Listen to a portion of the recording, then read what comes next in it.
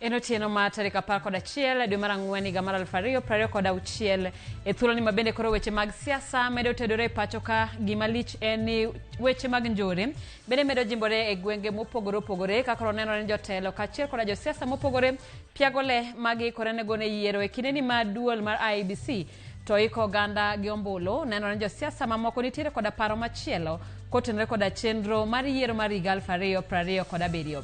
Odhiambo ma kawuono gin weche njore mabende tuk e gwenge mopogore opogore mabende koro kelo luoro ni to jo Kenya biro dhi e yiero kod ombulu koso gibiro dhi e yiero kod lenya koramogi. Kopogore koda kamano bende kawuono en chieng' ngeso nyakoramogi mwantiere gi chenro mar nyadhiwa kendo kawuono wakelo ni nyadhi e yo mopogore wang'iyo nyadhi mar nyombo kama bende wantiere koda welo man biro bede studio ka mano Mr. and Mrs. Orwa mabende wabiro ng'iyo moko kuom chike kaachiel koda chenro mitayo godo nyombo e higni ma kindegi ka wapimo kod higni mokalo. Parni jaduong' Jotham Ajeki bende wantiere godo kaeri mabende obiro tero wachiel kachiel e moko kuom gigo moparo ni tinde olokore kopogore koda thuolo machon. Parni thuolo osekalo kendo nitie gigo manotiyo e kinde machien masani ok nyal tiyo e kinde masani nyakoramogi. Kaw kamano wakwongo wang'iyane weche ma wamiyo pek.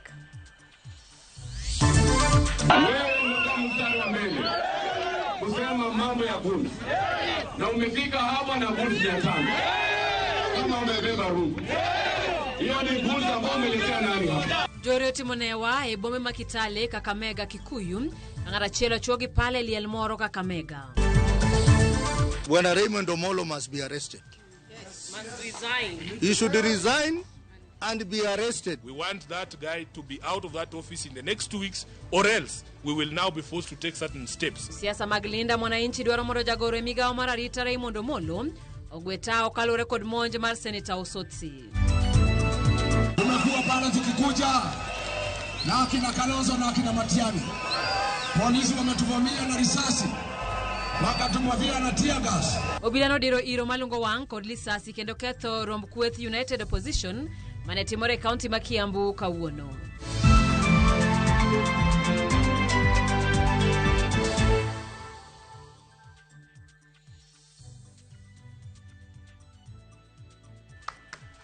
Kaka pile namba marote machuoka na ria de kauchiel na nono bende wayudore mbui duto mag oganda mano kanyo Ramogi TV machiegni nyinga Simfroz Okinda kajaloko marwa en Wilson Ochuka. Kawachako en jatend migao mar arita Kipchumba Murkomen owacho ni josiasa ema otelo ahinya e thiro chal mar arita e pachoka ahinya to kindegi ma Kenya ikore ne yiero maduong' mar higa 2027. Murkomen oloso kama tok kweth njore rocho chal mar arita e gwenge ma Kikuyu okinyi ma kawuono motelo ne romo ma josiasa makedo sirikal tesre. Rochruok mar chal arita e gwenge ma Ikolomani kod monj mar Senator ma Vihiga Godfrey Osotsi. Nyakidi ni kod ler. En chal ma pod medo keto ten migao mar arita e yora kirikiki moloyo to ikineni ma piny Kenya timo ikruok ne yiero maduong' ma higa 2027. Medruok mar kweth njore nenore rombe mag siasa kaka wuono kinyi e gwenge ma Kikuyu motelo ne romo mar Rigathi Gachagua kod josiasa maketo sirikal tesre. Kweth njore omonjo derepe mag nyamburko kod jowuoth. Mida saa 11:30 tulifungua barabara pale na vijana tusiwajua. Wakafunga barabara, wakakuja na miti za jembe zilizo na misumari, wakatupora, wakadunga magurudumu za gari, wameleta uharibifu kubwa sana pale. Hadi saa hizi hatujatoka pale. Tumekwama, hatuna usaidizi wowote kutoka kwa serikali. Hii tairi moja ni 40,000 moja. Mimi nimetobolewa zaidi ya tairi 8. Sasa hiyo gharama yote sijui itaenda kwa nani. Na sijui sasa mimi nimepata hiyo tajiri yangu akipata hiyo hasara atadai kwa nani. Kwa machielo e gwenge ma Ikolomani county ma Kakamega kweth njore upimore teko ikinde nyasi moro mar iko ma okelo kanyakla gavana ma Kakamega Fernandes Barasa, jaod bura ma county no Elsie Muhanda ko jaod bura ma Ikolomani Bernard Shinali. Wewe ndio mstari wa mbele kusema mambo ya guns na umefika hapa na guns 500 kama umebeba rungu hiyo ni guns ambao umeletea nani hapa? Mimi nataka kuambia mama Elsie ya kwamba hauwezi kunitisha hapa Ikolomani. Na mtu yoyote usijaribu kwa sababu mimi mwenyewe nimefika. Ukuwe kijana wa hapa linda amani. Ukiwa mgeni wetu, linda amani. Na mimi nikiwa hapa, vile nilikuwa hapa Jumamosi nikiongea, wenye mlikuwa hapa, nilitaja mtu ameua mtu kweli? Nilitaja kweli? Kwa nini watu wengine wanaanza kuharahara na kuongea? Sasa tutakutana koti. Jatend migao mar arita Kipchumba Murkomen owuok mager kendo wacho ni josiasa emathira ahinya chenro mar arita pachoka wirani sani gionge kod ng'eyo ewi yore ma ginyalo bago godo rombegi mag siasa e yor kwe. The greatest threat to national security are leaders who are wearing suits. They go to parliament, they go to high offices, and yet they use those offices to organize young people instead of getting them jobs. Instead of getting them opportunities, instead of building them, instead of selling their policies to the young people, they are misusing them by engaging them in acts of gangs and goons. I feel very sad that people who are sitting in high offices and who have sat in high offices and who aspire to be in high offices are the ones whom we are now forced as national security organs to police them, to follow their activities, to ensure that the young people they are financing to engage in violence are dealt with. Murkomen osea ahinya monj mar Osotsi e boma ma Kisumu kowacho ni josiasa nyaka bede opara manyime mar konyo tieko timbe njore. Singo mare en ni bad migepe duto mag arita pachoka omi chik ni nyaka tiek kweth njore kendo tim nonro maneno ni jogo ma oro charita e gwenge mopogore opogore pachoka nyaka kaw ting'. We will continue to investigate, we will continue to arrest, we will use the intelligence we have to deal with all these organizers of violence. And particularly we must deal with the people who are on the forefront to supply money, to supply crude weapons, and to organize violence in the country. Efinye Kidi, Ramogi TV. Kapod wantiro weche mag siasa ni jatend duond bura mar DCP Rigathi Gachagua kod johera mage ne obad kod iro malungo wang' e romo mane gibago odiochieng' ma kawuono e kar chung' od bura ma Kikuyu. Romono Gachagua ne otimo bang' seyo jaod bura ma Kikuyu Kimani Ichung'wah ni ne chano chenro mar ketho romono. Sharon Ong'ao nigi ler mathoth. Iro malungo wang' tienda gima chama tuoni emano kwa koromoni mane obagi e kar chung' od bura ma Kikuyu. E kinde mana johera mag kweth mapingo piny owacho ne temo chokore. Bang' chochni manyo neno mane en jalup jatend piny owacho ne onyalo mar bedo kod romo kendo loso kod johera mage. Tumekuwa pale tukikuja na akina Kalonzo na akina Matiang'i. Polisi wametuvamia na risasi, wakatumwavia na tear gas.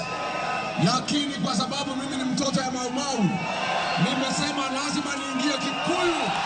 Gachagua medo biosiene jaod bura ma Kikuyu Kimani Ichung'wah ni ne ochano mar ketho romo mar giko Ramoni Ichung'wah en andhoga. Kimani Ichung'wah alisema Rigiji hatafika Kikuyu. Rigiji amefika hajafika. Rigiji amefika hajafika. Hapa ni wapi? Hapa ni wapi? Kiongozi wa Mlima Kenya ni nani? Nani kiongozi wa Mlima Kenya? Nikiwa hapa Kikuyu, niko nyumbani, siko nyumbani. Wewe Ichung'wah, wewe hapana wetu. Sio makamano bende ne ochwal ne jotelo mamoko mantiere sirikal ni gisebedo ka girocho chenro mag kweth mapingo piny owacho. Nimetangaza Operation Fagia ya kufagia wasaliti wa jamii yetu. Nikisema harambee mnasema fagia. Harambee! Wasaliti wote UDA, Wilbaro, Kimani Ichung'wah, Wamuratha, Wamachukuru, Soprano, Songo. Jotelo mamoko bende ne okowe oko ahinya to mago magikwedo kaka cholo chenro mag dongruok e gwengegi. Kenya ni ya kila mtu. Mimi mwenyewe nimechaguliwa hapa Kikuyu. Kwa hivyo wewe Ichung'wah unakataza mpaka waliochaguliwa hapa Kikuyu wafike. Ndio maana tunakuambia hata wewe utakwenda nyumbani. Romono kata kamano ne okethi kendo rumo apoya nono. E kinde mano bila obayo jotelo kaachiel koda johera magi mano chokore kod iro malungo wang'. Sharon Ong'ao, Ramogi TV. Jotelo mag Linda Mwananchi omiyo jagoro mongirore migao mar arita Laktar Raymond Omolo jumbe ariyo mar goyo tao ewi monj manyocha timne Senator ma Vihiga Godfrey Osotsi e boma ma Kisumu chieng' tich adek jumani. Senator ma Vihiga Godfrey Osotsi owacho ni en kod neno ni jonjore mane omonje ne oor kod Raymond Omolo. Kaka jafwambo marwa mar siasa Chris Owino leronwa, jotelo mag Linda Mwananchi osingo mar kawo okang' mane ok giyango poni Laktar Omolo ok ogwe tao e bwo jumbe ariyo mabiro. Kao chwe to omwomore. Midhiero mag jagoro imigao mar arita Dr. Raymond Omolo medo chwe ka koth bang' jotelo mag Linda Mwananchi miye jumbe ariyo mar gwetao. We want to say without any fear that the person responsible for these goons has been identified by the people of Kisumu, by the people of Western Kenya. He is the Interior PS Raymond Omolo. We want that guy to be out of that office in the next 2 weeks, or else we will now be forced to take certain steps to ensure that he's out of that office. I want to support Senator Sifuna that when Raymond Omolo must be arrested. Yes, must resign. He should resign and be arrested.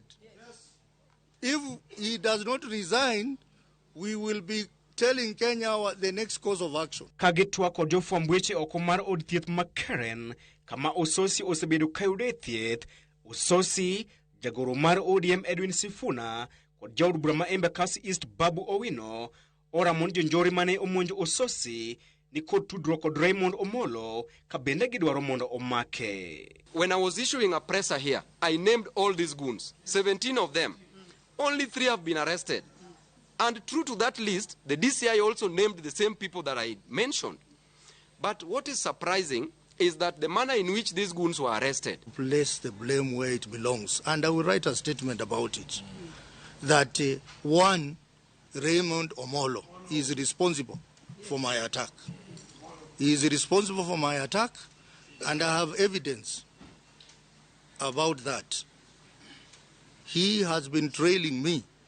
They have put police to trail me and to trail Linda Mwananchi team, Babu Owino, Sifuna, and the others. Ososi kod Sifuna odwoko erokamano ne jodak ma Kisumu kuom konyo obila e yango kaachiel kod mako jonjorego. Why must I be attacked in Kisumu?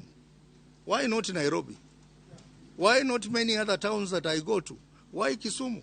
It's because they wanted to sell a narrative that Luyas and Luos are at war.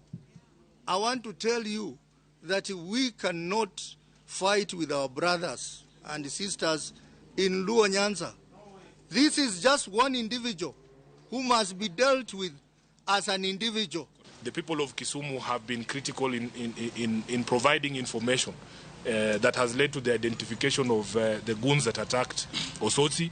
The people of Kisumu are the ones who lifted the mask on these people, including their financiers. So from the bottom of our hearts as Linda Mwananchi, tunasema asanteni sana wana Kisumu kwa kuonyesha kuwa tendo hili nyinyi pia hamkuliunga mkono na kwamba it does not represent the thinking, the feeling and the attitude of the people of Kisumu. Linda Mwananchi bende olando ni gidhi bago romo margi e boma ma Kisumu tarik 19 dwe mar abich higani. After Nakuru, on 19th, we are coming to Kisumu. We are coming to Kisumu. Raymond Omolo, you can bring your goons. We are coming to Kisumu after the Nakuru rally. Please bring all your goons, the possible ones that you can manage to mobilize. Chris Owino, Ramogi TV, Nairobi. Jokanyo mag bunge la wananchi ma Kisumu owuok oko tung' mosuo mar kwedo wach monj Senator ma Vihiga Godfrey Osotsi ka giwacho ni en okang' makoro kero Kisumu ya kirikiki mar riembo jolimbe kod joket mwandu madonje bomano. Bende gisemo wang' jotelo makoro loko wachno siasa mar ketho godo nying jotelo wetegi e yo ma ok dhi kare kotudogi kod monj makamano ma onge neno moramora masiro wechego. Gikwayo bila mondo tim nonro matut mondo jogo mitudo kod ketho makamano okawnegi okang' mager kaluwore kod chik. We reject uncouth character. We reject uncircumcised character ma jowa man chotimo javago. Kendo wakwayo police noti tijgi. Let them brought into books gi face charges. Onge kamane wawacho ni PS Ray Omolo ore ng'ato no dhi otim incident makama. Onge kama wacho ni jatelo mora mora manoyier no dhi otim gima kama. All leaders oyien gi go picha goganda gi kamora achiel. Okonyiso ni ka leader moro go picha gi jomoko to nyiso ni en okawo gang opidho mondo bed kamano. Gimora mora maketho nying Kisumo ge level manyi wasechope gi dongruok kata kama governor osekete Kisumo okwadwar. Seche manyi itugo CCTV kamera cha. PS Omolo nyu neno ko make kamera. Nyo make kamera. Omiyo jok maluongo nying PS daktari PS Omolo. E gik manono mathindo thindo ma gik ma jomoko matimo kaegi. Ayure tugo magoyo mago. Wan nyithi luogi mage kune makuo wagowe. Police otim nonro gadiera. Ok wadwar nonro mok tim gadiera mok dhi kelo kwe Kisumu. We must champion political tolerance across the board. Our political differences must be contested through LP debate and exchange of ideas and not through violence and intimidation. Nyakoromogi mano tero yemo kuongo chenro en maro imore kufur kani Nakuru wachane ya wajo tendwa siayo jopinye kindegi magitimo siasa giye gitim siasa gikue to mosna shemeji na Charity brother Mike Hagen Kadongo erokamano ma wino janabi kanyo yani Masai njore ni otamo serikali tieko nango kanyo to mayo gisifa Edwin Gordon Ochieng Oden Janyakach Kadianga weche manyien chupona eyo makare ka Elio Indo ka wuok rodi serikal owelaore gi Gashagwa Oimore ana nabi Donguta marwang neno Ramogi Ramogi Migori County gima udhiera eni Kenya tinde olokore Paulweny majotelo ithego manaka jakuo jibe onego imako manaka gwen aparo ni dholweni mar kanyo nitiere kako kikore kao kamano Nyakoromogi wakao yoyo machuok kikidhi mabor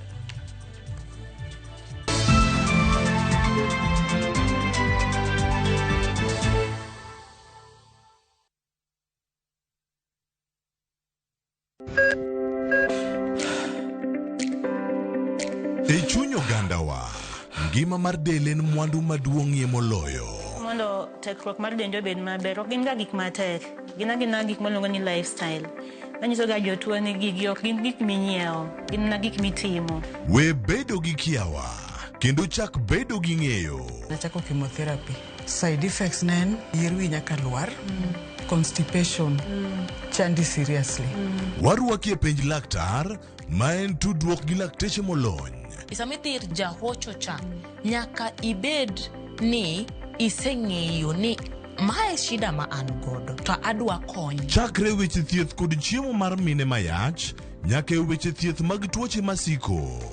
Wakelo od thieth e od dak. Tuo mar rheumatic heart disease ni landore sana e gwenge ma poverty ntiere. Riwri gi Ruth Otieno, wuok tich nyaka tich abich, saa 12 odhiambo.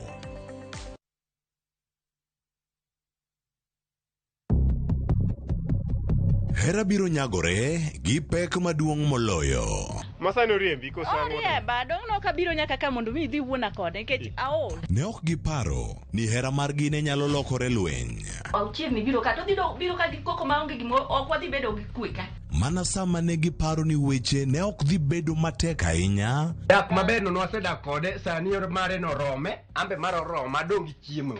Nyego nyalo miyo ng'ato donje tim marach. Kata bed nyamin gi wachu kode okadwa luna yo ka wadhi dala. Nikech weche mag hera, yiero ma watimo nigi pek mamage. Ika chaka neni machiegni gi wuon parwa. Ne, no. Abro banji Kisumo. Gima nyise ni odo koni gi wuona ka kiwuono. Ewi Nam Cinema. Jumapil, saa 2:15 otieno kod saa 4 otieno. Mana Ramogi TV.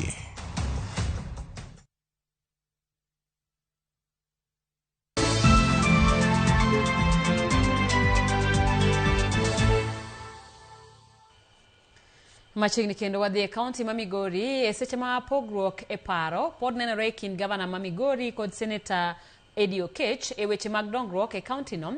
Gavana ma Migori olero nyaka ne odonje telo kaka gavana ma Migori osetiyo mana kod omenda maromo shillings $12.5 million e gedo mar pi ma Bonguraga e sub county ma Nyatike. Ochilo wacho ni weche ma seneta ma Migori wacho ni oseti kod omenda maromo milion 85 e chenro ni mar pi en miriambo kendo seneta ok wach adiera ne jopiny. E kinde maromo jumbe ariyo yuoro kosebedo ka mienjo e kind gavana ma Migori Ochilo Yako kaachiel kod seneta ma Migori Eddie Oketch ka otenore kod chenro mag dongruok e kaunti ma Migori.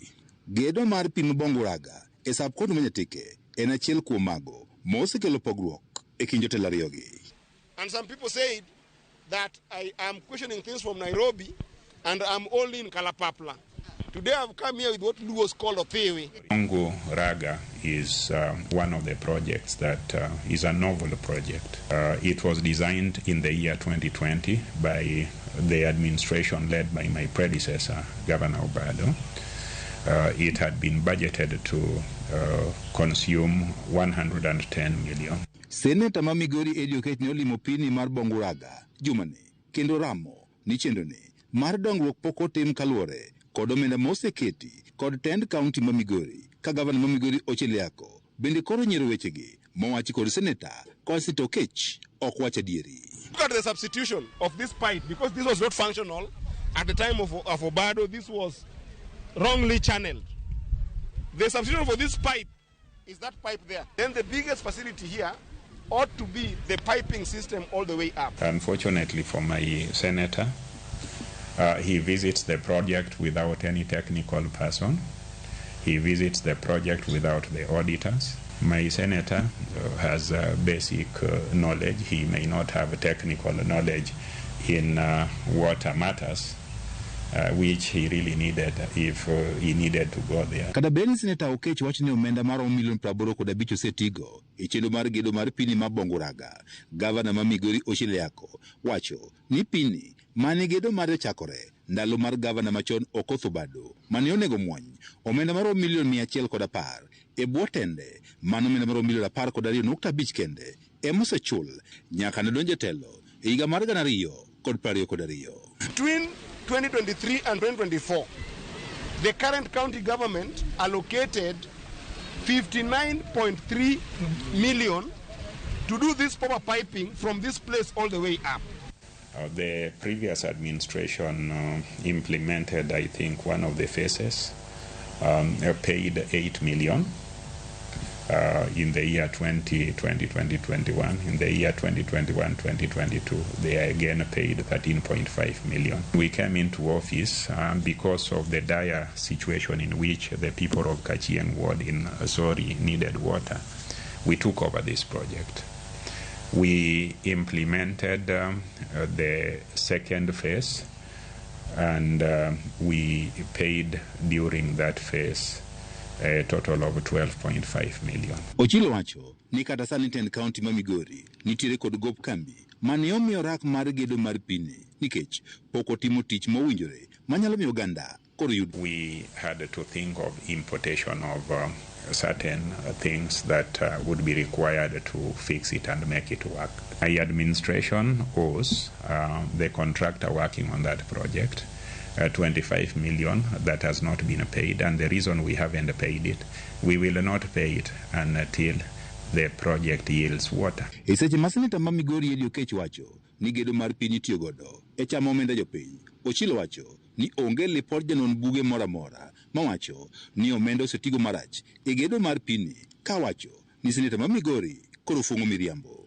The Auditor General raised the question that needed the response about delay.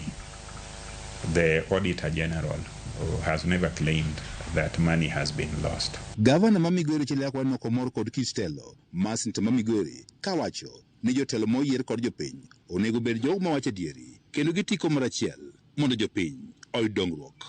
So I just want him to exercise good leadership by being honest about what he says and by being less confrontational. We both or all work for the people of Migori and Kenyans, and we need harmonious working relationship. He has repeatedly claimed that we have refused to go to the Senate. Migori County is the county that goes to before the Senate more regularly than all other counties. George Juma, Ramogi TV, Migori.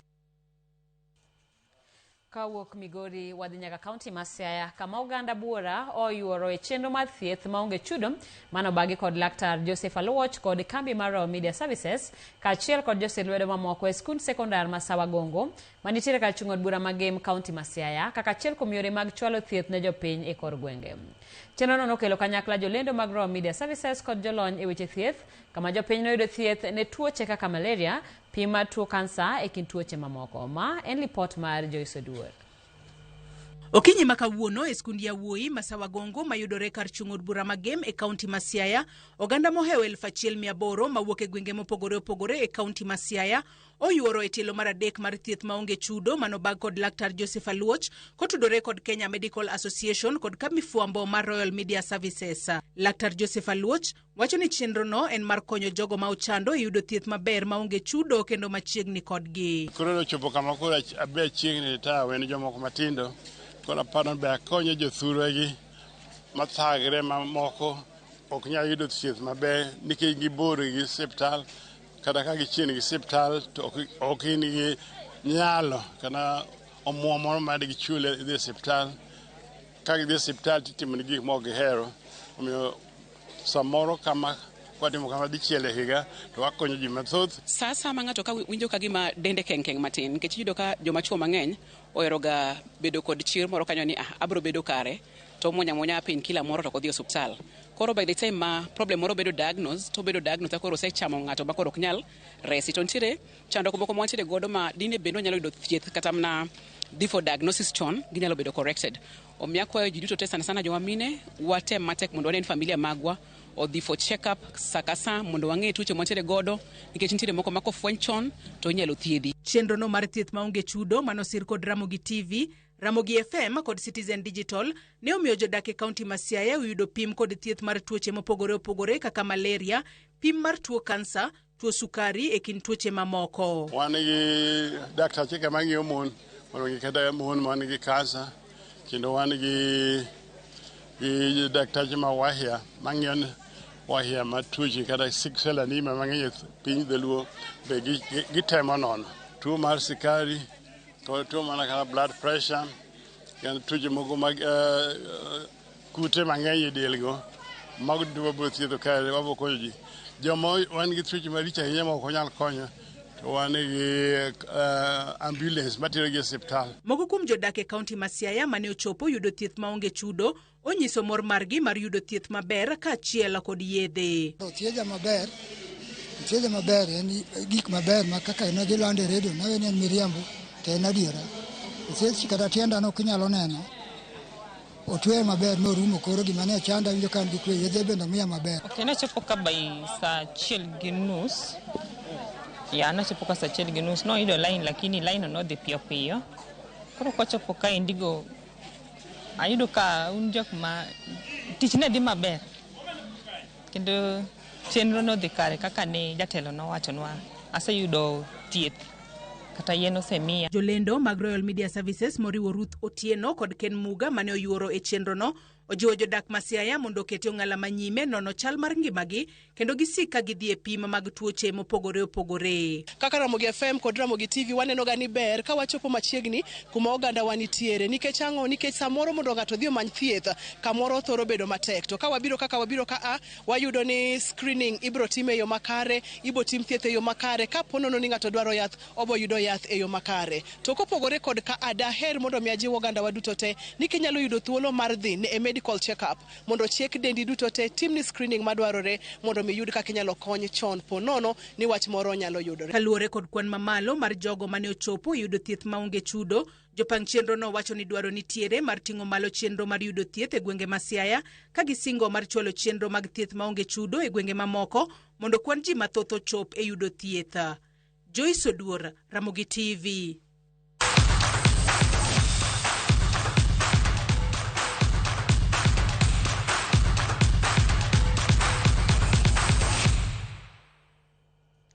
E paw tuke bang' rito kuom higni 8 gikone to skund Upper Hill oloyo kombe mar rugby jotugo 15 koni gi koni tok loyo joloch tuke mag pinje Afrika ma ugwe Kisii points apagade kuom aboro e finals. Moi Girls Kamusinga gi Butere Girls komachielo noloyo kombe mane giloyo higa mokalo e tuke mag handball gi okapu kaluwore.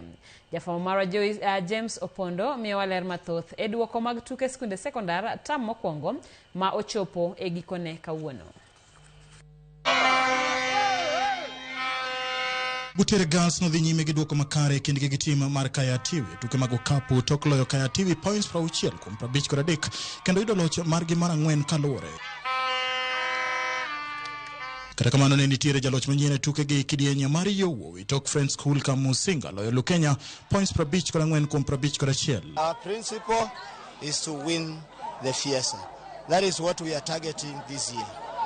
Nothing less of the champions at Fiesta. I'm so proud of my team, and we were scared at first. We had ups games, like 51 ups, but for now we are okay because we have won and we are qualifying for the East Africa, and we know that we are going to win for our country. Ekinde no team mar St. Anthony's Boys Kitale tok bedo maonge loch e finals adek noloko tanga kendo bedo jaloch e tuke mag hockey higani tok loyo team mar Musingu gonde 4-1 e opich achoma. Nyamira Girls nolore lwet jaloch tuke mag pinje Africa ma ugwe St. Joseph's Girls Kitale gonde 2-1. This win is just favor from God. We've worked so hard. We've come a long way, appearing in almost all the finals, and the last 3 unfortunately we lost, but this one we took one match at a time, and by the way, that was the first goal we conceded since we began our game. So I want to say a big thank you to the boys for remaining confident and bringing it home finally. Moi Girls Kamusinga magini joloch tuke mag pinje Africa ma ugwe no nyiso lony margi e tuke mag handball kendo kano kombeno tok loyo team mar St. Joseph's Girls gonde 25 kuom 16. E kinde no team yowuoyi ma Musingu no kawo loch bang' thum St. Joseph's Boys Kitale gonde 30 kuom 19. Nataka kushukuru wasichana wa Moi Girls Kamusinga ambao wamecheza hiyo mechi, wamefuata game plan yote ambayo tuliipanga jana, na leo wakiamuka walikuwa wamechangamka sana.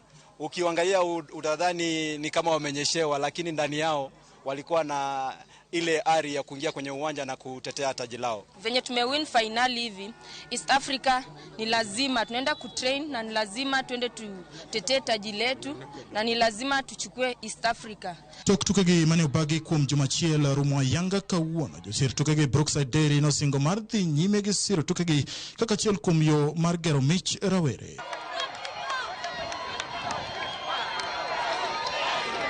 Tuke mag sikunde sekondar tam mokwongo orumo Ayanga e county ma Kisumu ka joloch bro rito joloch mar tam mar ariyo motelo ne tuke mag pinje Afrika ma ugwe ma ibro bage boma ma Arusha piny mar Tanzania. James Opondo, Ramogi TV, Kisumu.